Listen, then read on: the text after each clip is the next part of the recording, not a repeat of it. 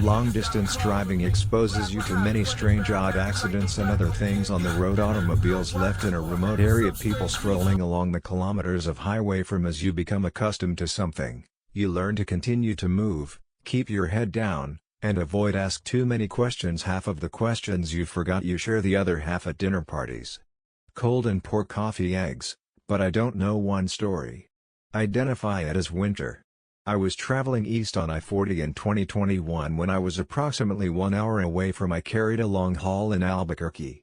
Delivery of building equipment to Oklahoma around 1 a.m., it was late in the city. Simply I enjoy traveling and occasionally spending 24 hours no headlights in my mirrors when the truck stopped. No street lights, except the occasional reflective sign that separates the in the dark. I listened to the radio while drinking from a partially depleted monster can. Attempting the quiet air helped me stay alert. The type of evening that leaves you feeling like the sole survivor of the planet. And then suddenly, a pickup truck was parked. Hazard lights on the shoulder up ahead in the dark, blinking that wouldn't be anything in a normal situation. A flat tire or a breakdown could be unusual. Someone in need assistance, but as I approached, something else drew my attention to how the light from my highlights struck the sidewalk, and there was a icy metal-like glance shining back at me. Lowered the gas as the warning lights on the truck flickered and became into a extended line of spikes is more visible. Almost invisible across the street in the terrible pit in the gut, the darkness feeling taken over. That wasn't and by mistake, someone had placed them there. Purpose. When my instincts took over, I tapped the brakes, eyes looking for movement of the driver's side door of the pickup was split open, yet nobody was. That was sufficient for me inside. I wrenched the wheel just enough to stop. Should move into the vacant lane that is approaching. Removing the spikes by a few inches at this time. Once more, my tires struck solid pavement. My side mirror too blazed with movement. Figures emerging from the adjacent ditch, the road, running in the direction of my pickup. One of them pressed their foot on the gas. Something I couldn't tell was in his hand what it was, but he held it up as though he pointing at me. I anticipated hearing a glass breaking from a gunshot, yet nothing came. I swayed my trailer and soared by them. Somewhat abruptly, quickly, I looked at my mirrors once again. The numbers had ceased.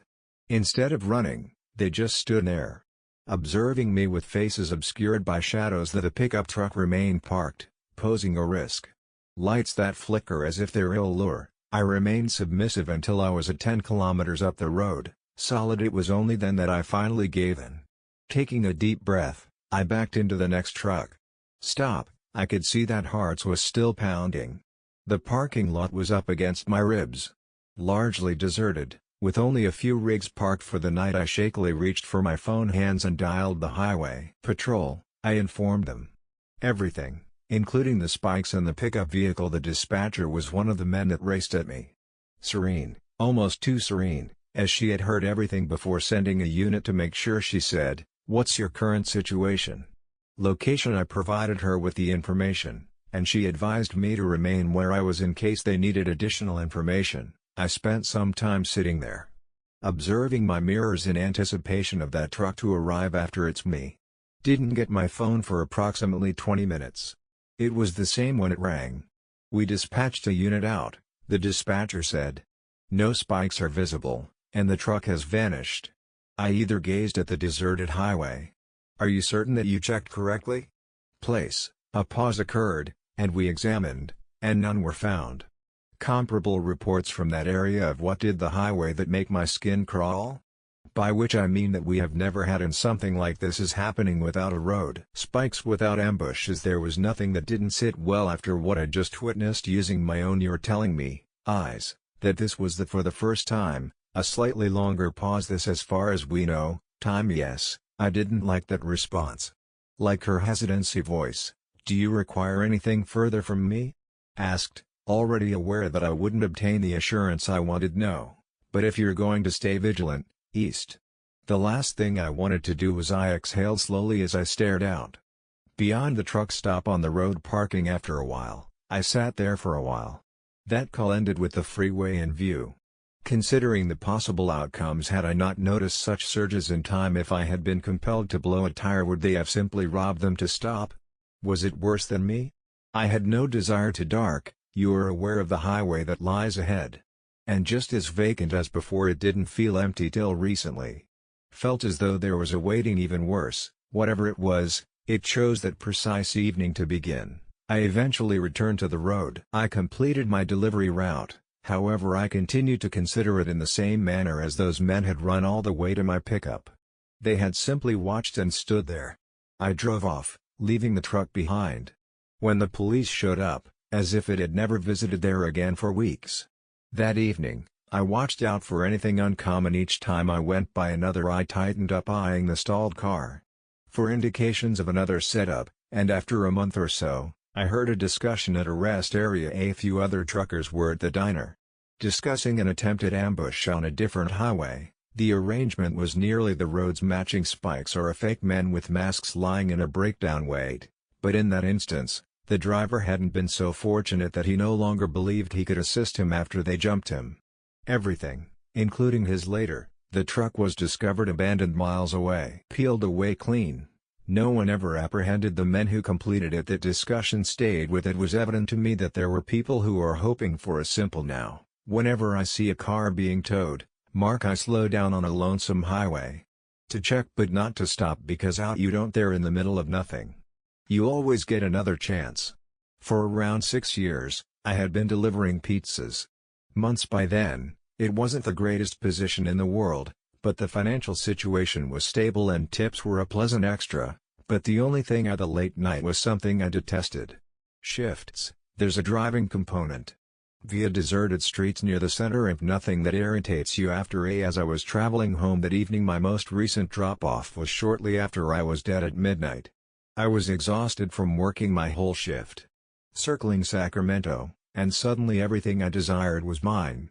Bet I drove home more quickly by taking the back routes. Fewer cars, and to be honest, it was simply simpler than handling the intoxicated individuals on the primary roads. 10 minutes into the journey, I initially saw headlights behind me. I didn't give it much thought. It was a calm road with 2 lanes and hardly any street lights, therefore, any car back there was noticeable, although there was something strange about the way this one was that the car wasn't just being moved. It was too far behind me. Near, I gave my brakes a little tap. Back off politely. Notify the driver nothing. If anything moved in closer, well, buddy, just go on with your road rage. About I moved into the correct lane, assuming he would pass, but he matched my speed. I glanced at him in my mirror. The bright beams made it unable to observe within, but I sensed the existence of my fingers go to whoever was driving. Tightened around the steering wheel. Perhaps it was simply impatience. Someone was being stupid, so I shoved my foot down, easing up a little on the gas. He continued to do so until he was 55. My pulse began to quicken there. This wasn't typical with the car. I grabbed my phone, which was still in holder for the cup, but what would I even? Hey, 911, there's a car behind you. I attempted to allow it to. Perhaps it was merely a coincidence. Perhaps I barely had time to react as I swerved. Prior to the vehicle swerving into my lane interrupting me, I jerked the steering wheel. Screamed tires as I veered onto them. My heart struck my shoulder. Ribs, what the hell, I gasped as I steadied the vehicle. The driver simply slowed down instead of pulling ahead. He was crawling in front of me now. At 30 I took mph since I had to leave the place. I forced myself to take a deep breath. Consider whether I could reach a more populous. I would lose him in traffic, but I'd be okay. All I had to do was forcefully apply the brakes. I screeched as I stamped on my tires. I just missed hitting him with my seatbelt. Entire body lurched forward. The automobile sat, digging into my chest. No movement is present. Flashers screw. I put the car in reverse because of this. Veering into the lane across from his headlights flared on as soon as I did. The next thing I know, he was approaching at me at full speed. I didn't believe I responded by slamming the gas cannon. As I veered forward, my tires skittered onto a side street. The bend is so abrupt that I nearly lost control, and the automobile came after me. My breath caught, wondering why he wouldn't stop. I squeezed the wheel and floored it. The road is twisted and my fingers hurt. Without street lights, through deserted farmland there are no houses, only darkness. Extending both in front of and behind me, that vehicle is still. I could sense the adrenaline there. causing my hands to shake and flooding my system while I attempted to keep the vehicle stable in the event that I spun out of when my engine died. I was alone myself and peered in my mirror once again in the hopes of seeing him in prayer. Switching off, but he was really gaining. Tried to hold it together by taking another breath. Collectively believed that a shift to the left was imminent, or yes, it made no difference. I yanked the wheel left, the vehicle sped by me for what seemed like the first time and I had an eternity. I didn't slow down or stop in space. Simply sped through the rear. My life depends on roads like perhaps it did, and I continued down that route. 20 more minutes before I eventually returned to the main drive. My hands were clammy and shaking. Next to the headlights, and then the wheel showed up ahead of me once more, and I nearly ceased breathing there, and the same thing happened. Like nothing, an automobile pulls into a driveway. Had occurred, I reduced my speed just enough to see that the driver left only a typical middle-aged man in a jacket, not a monster, not a villain from a horror film, but when he turned to face me and gave me a gentle smile. Recognizing a smile like his, I hit the gas instead of staying. And removed the crap out of. I'm not sure why he did it. Perhaps he was simply playing a twisted game. Was seeking a simple target, but that I discovered that night something that some individuals simply wish to observe your panic, and I will always remember the way he gazed at. He seemed to be waiting for me to arrive. Back, Kansas is among the states in which the freeways seem to go on forever. Km of road that went through flat terrain, the horizon fading into the empty plain. I had been driving for about 5 hours. Sky.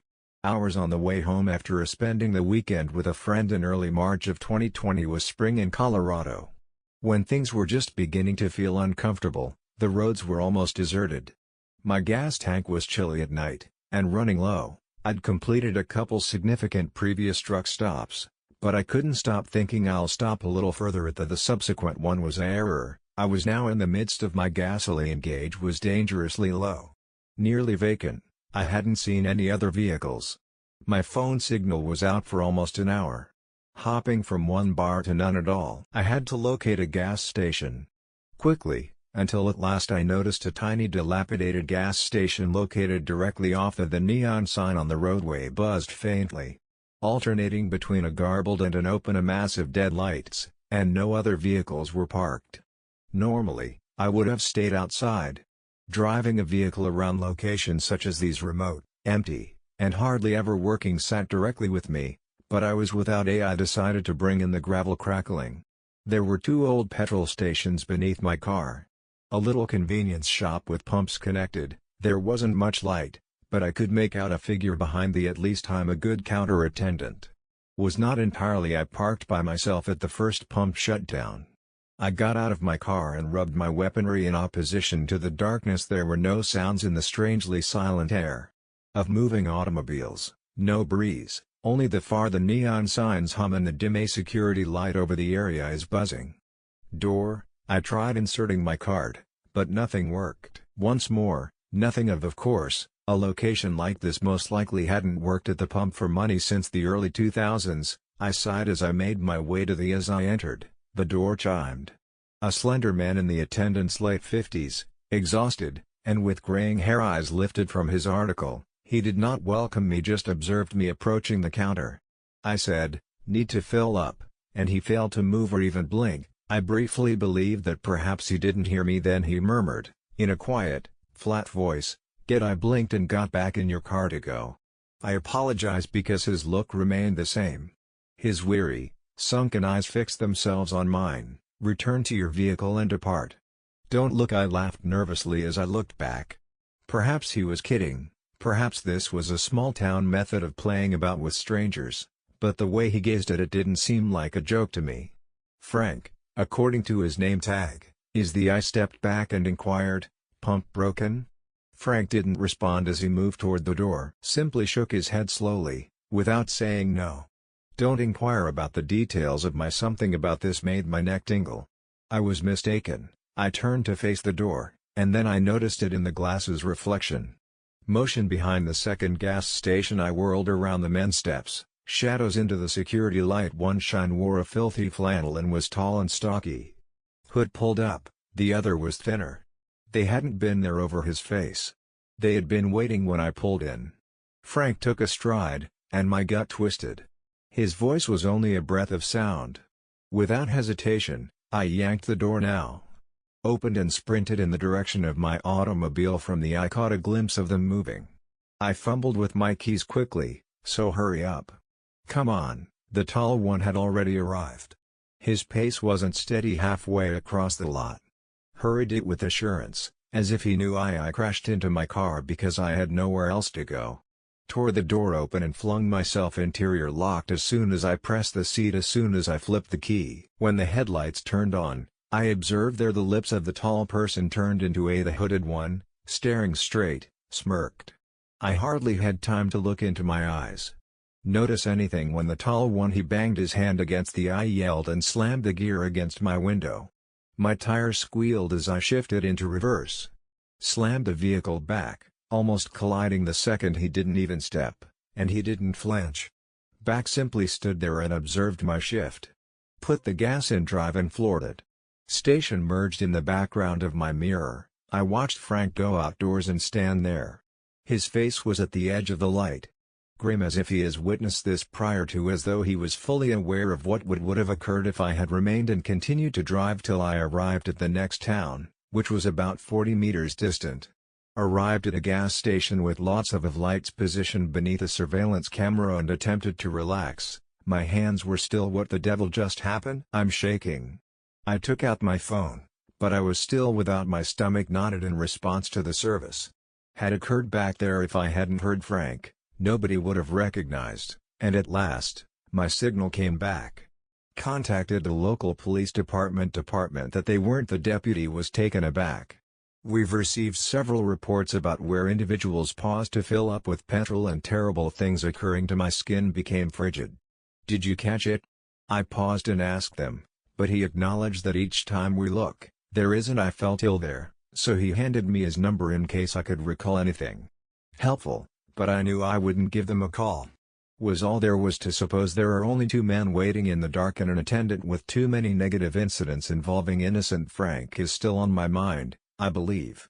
He was merely a kind man attempting to caution folks, and I'm curious to know how many didn't listen. Operating an Uber late at night was typically quite relaxed, drama-free, and less intoxicated. Better fares and quieter than you may anticipate. Roads I had been working on for some time, mostly transporting travelers to and from the airport, attracting late-night bar patrons and workers in the morning who required a ride prior to sunrise. But that, yes, I will always remember that night. It began with a lengthy pickup and airport run just 40 minutes away from Boise. The request was sent shortly before. At midnight, a man appears to be going home. During a work travel, avoid small talk. Just saying hey, how was your night before? Dozing off on as the drop-off was in a phone. Easy money. Rural region far from the typical city leads to a peaceful community that has nothing but vast open space with no streets beyond it, hardly any homes with lights, the sort of location where you may have screamed to wish someone was listening outside. When I exited his driveway and returning to the main highway, I saw it for the first time. A sedan driving slowly, perhaps 20 yards ahead. There are no risks and no justification for driving. Like manner, I initially believed they were I-switched because I was lost or searching for a turnoff lanes to get by them, at which point the vehicle swung sharply in my direction. Shut down the brakes since I couldn't fit on the small road. Go around, so I remained stationary and observed the sedan sat motionless for a while. Then it crept forward once more. Provided it considerable room, considering that it might be someone intoxicated or bewildered, I tried again, easing into the left lane, and it struck me once more. I was paying now. Note that there was no Uber in the automobile. Sticker without business branding, dings, or blemishes that shouted junk car. Simple, dark-colored. I was unable to identify the driver of the automobile. Only I looked at my rearview mirror. Nothing was behind us. I backed off and let the car go by myself. Keeping a couple additional car lengths in front of you, I wasn't in a rush between us, so I could afford to hold off on this out, but after that, it didn't stop at a stop sign or a turn. Precisely at the center of the drive, I experienced a profound gut-level sensation. I kept my foot ready since this wasn't proper. Waiting for the driver to step on the brake out and wave me down for assistance, possibly phony a breakdown. But I flicked and nobody came out. My high beams sat on the sedan. Then the lights in reverse. Blinked. Unfortunately, I put my car in reverse. Keeping my distance, the sedan remained. Given a couple additional seconds prior to when the brake lights came back on, it took off. I finally let out a quick breath this time. Feeling my hands loosen up, perhaps it was simply a nervous motorist is attempting to dispose of tailgaters, and 2 miles later, the sedan was waiting when it happened again. Did not stop in the middle of the road. Dangers without any signals, only I tapped my phone while I waited, bringing up I may share my location via the Uber app. The last ride was still being dropped off on the screen. No service. Flawlessly, I verified my farms bordering it on all sides, only wide space and a few dispersed trees, no homes without lights. I wasn't going to give up. Once more, I nailed it the moment when you pressed the gas, the vehicle sped ahead. I veered to get around as well, but so did I. Gave a lengthy, loud honk. Now that my heart wasn't pounding, they were merely playing with a lost driver. I applied the brakes once again, allowing they continue to move. The automobile crept forward as if they were awaiting my action at that time. They suddenly pulled off precisely like that a side road makes a sharp right turn. No signal. Without thinking, I pressed the gas, putting as much separation between us as I could. The next, if I could, the gas station was 4 miles distant. Simply get there are headlights behind me. Observed that he had returned, and this time they were getting ahead. I suppressed the panic that was growing within of me. Chest 100 various options. I wondered if this was a robbery.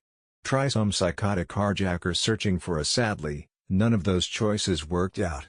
I was blown away because my car wasn't constructed for fast-paced pursuits, but I forced it in any case. The car remained close without honking, no flashing lights, just unrelenting follow of fueling station as the road bends ahead.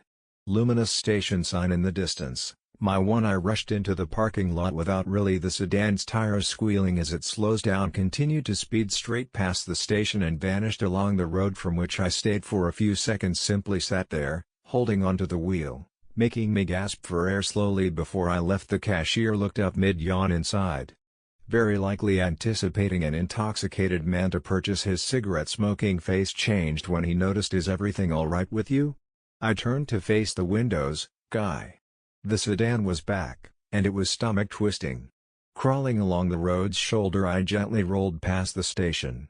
Moved deeper inside, out of sight of the clerk scowled, so I raised a hand. Just hold on. Rolls by its windows. On the automobile it was black when it went beneath the petrol station lights. I was finally able to see the driver, a middle-aged male who was grinning, and then he waved, not in jest, not in casual wrist flick, the manner in which he moved as though he was certain he knew me. I would comprehend. I remained motionless until the vehicle was entirely out of. Upon seeing, the clerk gave a low. I shook my head and whistled. That guy with you? I thought he was going to pull his head off. I pushed the knot in my throat down. Yes, I am. I spent about an hour indoors as well, waiting while observing the road, but the sedan never arrived. Eventually, I managed to gather myself and took a different route home. And each time I drive those lonely roads I begin wondering if it was arbitrary or if they deliberately chose me, and if I hadn't obtained a way, what would they have done? Next, if these tales caused you to reconsider, you hit that like on your next nighttime drive button and forward this to a person who requires a reminder to remain high. Have you ever experienced a scary,